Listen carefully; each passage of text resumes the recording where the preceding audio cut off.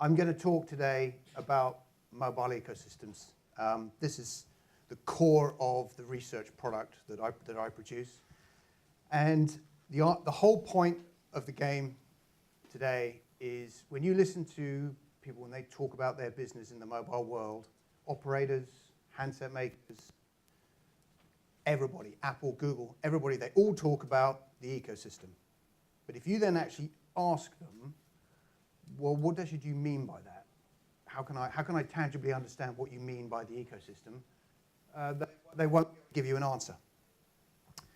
So the object of my research product is basically to help people to understand what is the mobile ecosystem, how do you understand it, how do you evaluate it, and how do you work out who's going to win, who's going to lose, and why.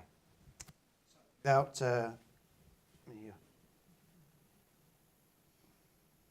Okay, so in a nutshell, the way I describe a mobile ecosystem, or any ecosystem in general, is the ecosystem glue that sticks the digital experience together. What I really mean by that is the ecosystem is a place in which you can transact all of the activities that you do in the digital world in one place. And it has become a critical part of the mobile phone, to the point where, do you want to use that instead? Okay, fine, no problem. It's become a critical part of the mobile phone to the point where when you go to a mobile phone shop and you buy a tablet or you buy a mobile phone, and in the future, when you buy maybe a watch or a television or even a PC, you're going to base that decision on what is the experience that I'm going to have? How am I going to be able to do all the digital stuff that I do from day to day? How is this device going to make that easy and fun for me? And this is why it's very important to understand it and evaluate it, because on that basis you can understand who's going to be successful and who isn't, which is the object, which is what everybody wants research for. So if you look at the history of the mobile phone industry, what you will basically see is go back to 1996, when Nokia took the world over with a simple text-based menu system that everybody loved and adored. The mobile phone market was driven largely by hardware. And between 2000 and 2007, it became more about software, a little bit more about the user experience, but still mostly hardware-driven. And then basically the iPhone happened. What Apple showed the world is that here is a device or a user experience where it actually starts to become fun to do this data stuff, because before 2007, using things like Nokia Symbian devices, they made good phone calls, but it was pretty lousy if you actually wanted to browse the web with it.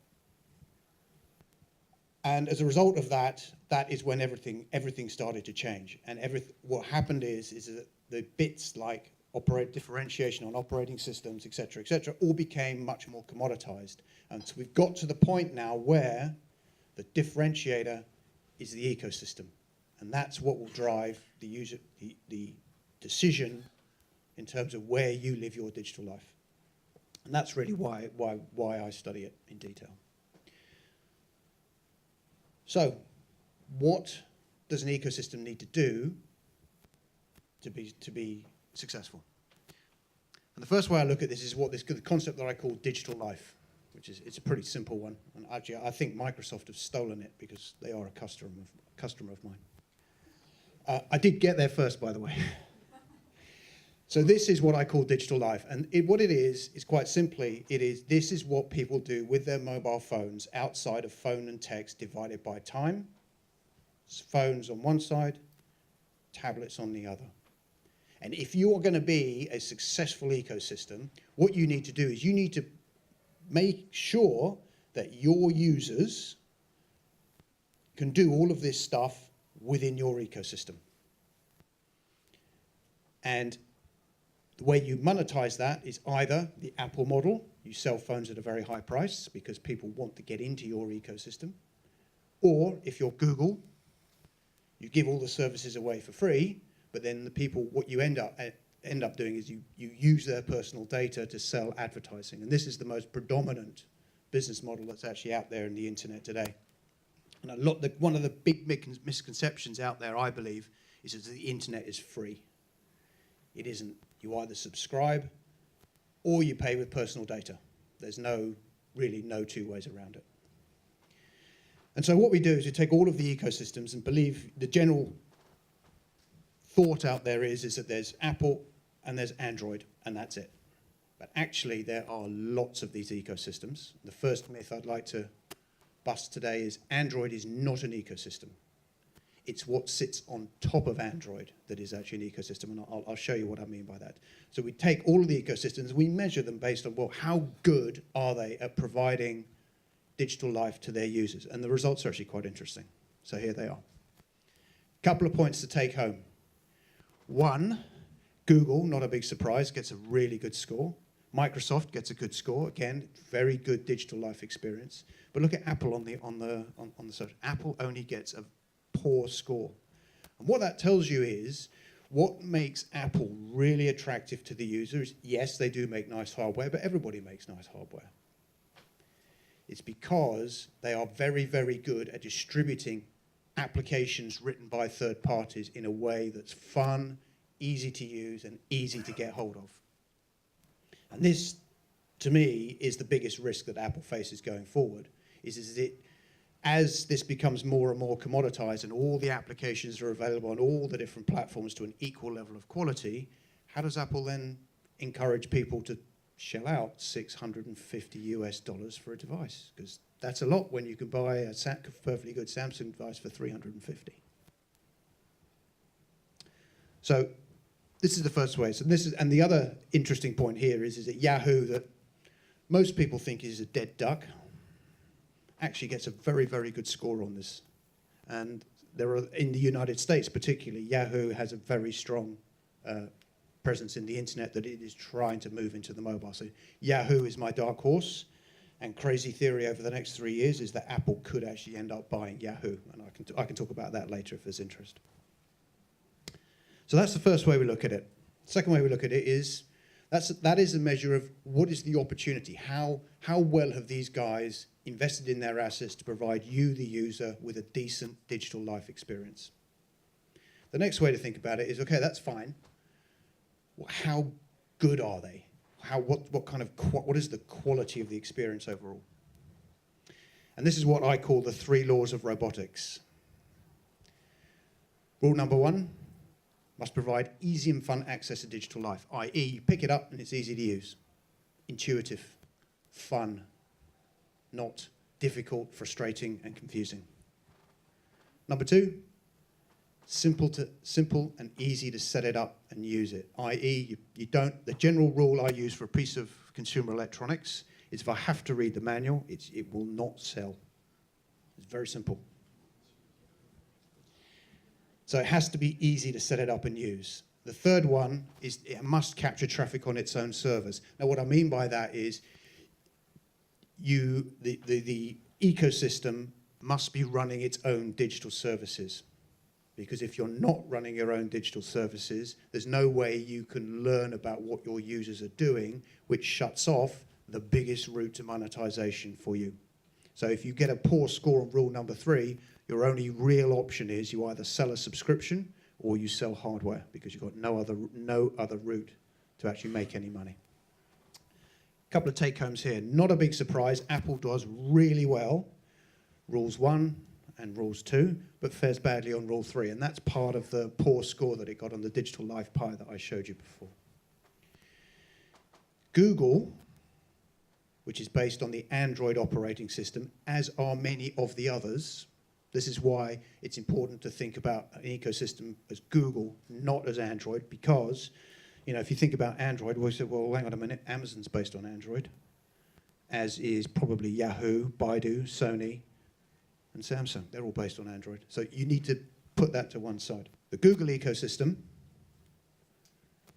does actually fare it's not very easy to use, and it's not very easy to simple and set it up to use. And that is the nature of the fact that Google is a server-based company and doesn't really understand how to manage software very well. So there are loads of different versions of Android out there, and it's confusing for users. Which version have I got? How do I set it up? When you go to the App Store, which email program should I use? There's like 50 of them, and how can I make it secure? Because everyone's saying that's really insecure.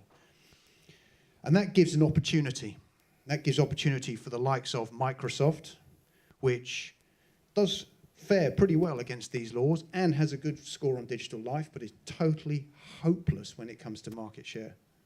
There's a lot of opportunity for Microsoft, but people just are not buying their phones, largely because their marketing is terrible. And again, I can talk about that later. So when you take these two things, the Digital Life, the 3 laws of robotics together, stack them up, all the ecosystems, how do they fare? So the first thing they do is this basically is the total number of smartphone users out there. It's massive. Right now, there's about 1.5 billion people who actually got a smartphone, and that's going to go to 2.6 billion by the end of 2016. It's a colossal market. Now, most people, again, the thinking out there in general is it's iOS and Android. But actually, what this on the right-hand side is the way I think actually it's going to stack up. You know, China is a market that's so big, it's going to be out there on its own. China's going to have its own ecosystem and do its own thing. You've got iOS there, you've got Google, and then you've got all the other offerings that are currently out there. So it's a huge market, and there's plenty of space for everybody. The other thing also to bear in mind is in the history of the mobile phone industry, there's always been massive change when you get a significant innovation. If you look at Motorola, Ericsson, HTC, BlackBerry, Nokia, they all had it and lost it. So it's not impossible that things could change again. So what we also do is we look at how many people are actually using all of these ecosystems and how they stack up against each other based on the Digital Life, the 3 laws of robotics. Take-home message here is quite simple. Rule of thumb. If you get to 100 million users, you're in the viable game. That really means you can probably generate enough internet data to get some decent advertising revenues to keep yourself stable. Below 100 million users, you're probably not going to cut it. Over 300 million, you're going to start making some decent money. To give you an example, I would reckon that Google this year will make something in the region of $12 billion in revenues from mobile phones. It will cost them a total of about 500 million. So it's an extremely profitable business if you can get it right. So at the top, you've got Google, you've got Apple, you've got China. In the middle, you've got the ones that are between 100 and 300, Yahoo, Sony, and Microsoft. Big question marks around these guys. They're viable, but they're not really getting the kind of traction that they need to really be big in the ecosystem game. And then you've got the guys at the bottom. The reason why Sony appears twice is that apologies, there should actually be an arrow. Sony's recently been promoted from the loser camp to the viable camp, simply because their numbers will by 2016 will just make it above 100 million. So there is multiple space for offerings. This is how it stacks up. But the other thing I'd also like to is there is a lot of space, plenty of opportunity for change, should there be another great innovation in the market. And that's it from me. I think there's time for one question. I've got 1 minute and 10 seconds left. So hands up quick if anyone's got one. The rules on questions first. You're on the internet. This is not the rugby club, so please use the microphone. It's not a sign of lack of manliness to use like Mr. Blackberry on that as a loser. Is there any future for it? Question again using the microphone. Okay. I saw BlackBerry on that screen, and I wondered if there's any future for it. Can I have it back?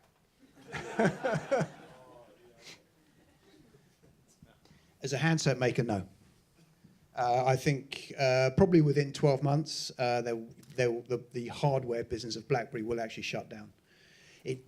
BlackBerry has a business which is allowing the enterprise systems to actually work quite well on mobile devices. It's called mobile device management.